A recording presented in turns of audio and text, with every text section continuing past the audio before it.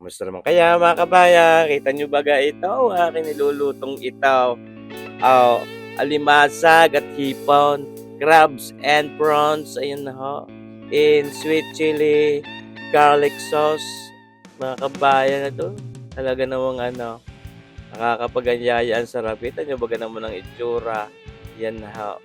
Ay di aray, ating lulutuin na kung paano natin niluto itong ating masarap na lutong ito ngayon. Kaya nagme-melt na diyan ng butter, mga 2 kutsara at kalahati diyan sa atin ng stick wok panayaan. Ay napakasimple lang naman ho na rin lutong aray mga kabay, kayang-kaya nyo din. Ayan na, natutuwa din lang ipakita sa inyo itong mga niluluto natin. Bawat niluluto natin ay gusto kong ipakita sa inyo. At ito, ay naggayat niyang bawang na yan, mga isang sapaw. Yan ho, na bawang iyan, mga kabayan, at talagang magpapasarap dyan sa ating lutong. Kaya ito yung tinawag nating sweet chili garlic crabs and prawns. Ayaw. Atin lahong sasangkot sa inyo papagayaan o ating bawang. Hindi naman para palutongin yan diya. Siyempre, papait. Ngayon, siyempre, ito hindi pwedeng mawala din diya itong ating paminta. Yan, marami-rami para mas masarap, mas mabangaw sa ating pamintang iyan. Video. Ay, huwag natin tulaw eh. Isus po si Pao. Tuloy kayo. Mga kabayan. At ito, siyempre, gagamitan natin ng tomato paste. Yan, pampaganda ng kulay, pampaasim din karikit. Tomato paste. Yan ang mga aking paboritong gamitin kaysa sa tomato sauce. Pero ito ilalagyan din natin ng ketchup. Mamaya. Ketchup, ang tawag namin. Tawag nyo na may ketchup. Yan, mga kabayan. So, na kayo. Sabi ko nga sa inyo, subaybayan nyo lang rin lutong aray kasimple-simple. At ito, syempre, yan, mga kabayan, lagyan natin din ng Coke. Aba, yung aking ginamit na Coke ice cold pa. Kita nyo baga, ating inilagay. Yung tinira kong karikit, hindi aking nilagok. Yung aking Coke, aking nilagok. Ayun, mga kabayan. Yun ang magpapatamis niya. Pero siyempre, kulang ang tamis niya. Dagdagan din natin yung asukal man. At ito, sabi ko nga, ilagay tayo din ng mga 3 kutsarang ketchup.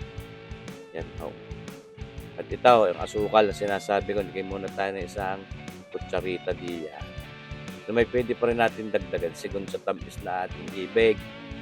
Paano? Siyempre, hinahanap ng bibig kung ano pang kulang na lasa, pwede naman dagdagan. Ang mahirap ay yung sobra agad at mahirap magbawas, di ba ga? Yan yun ang ating crabs at prawns ay ating napasingawan na.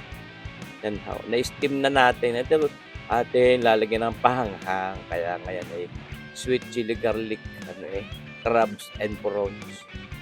Chili, panghang na papagayaan. Yan namang pampatamis niyan, di yung ng Coke, yung asukal at yung ketchup, meron tamis na rin niya. Yung chilling iyan, yung ating siling iyan. Garlic, di yung bawang. Kaya kita nyo baga, nag-aayayan agad ang sarap, naglalapot-lapot na yung ating sarsa. Pero yun naman pwede natin bantuan, depende sa paglalagay natin mamaya ng ating mga alimasag at hipon. Ayan. Maganda medyo saucy. Yun. Atin dinagdagan pa ng oyster sauce. Mga 1 kutsara at kalahati pa iyon. Siyempre, para mas malinamnap dahil hindi na nagbitsindi yan. Mas gumanda rin ang kulay. Hindi naman tayo gagamit ng tuyaw. Tunay mga kabayan. Kagarni naman ang iyong ahaplas-ahap pag nalantakan. Tunay. Sarap. Ito, lalagyan natin ng karikit na asin. Kinuusan ko yung hinahanap pa ng aking dila karikit na alat. Ayan. Hindi ating patuloy lang para talagang ma-mix natin ng ayos yung ating mga panimplang ginamit. Lalapot-lapot ng gaya. Kaya syempre, dagdagan pa rin natin ng asukal at hinahanap pa rin ng bibig ko yung tamis. Ako nga, pwede magdagdag. Mahirap yung magbawas. Ayan. At siya, para malapit na yun sa katotohanan naman papapagtambling-tamblingin lang natin din ating mga alimasag at tipaw. Ayos, nakatalo na yan. Mga kabayan. Kaya siyempre ngayon, ating kinumpleto na yung alat.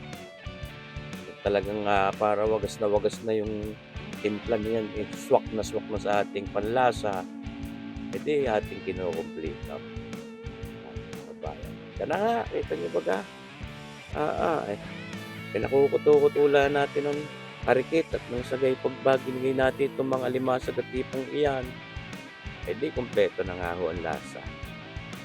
Oh my goodness, kita niyo ba naman. Pero may karikit lang, ilang piraso din lang yang crabs na yaan. Crabs marami yung hipon, pero ako nga,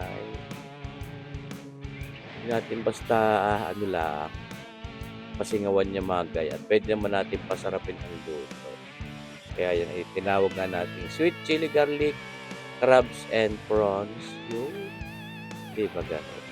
Ating ano yan, paglalagay lang yung mga hipong yan diyan. Yan.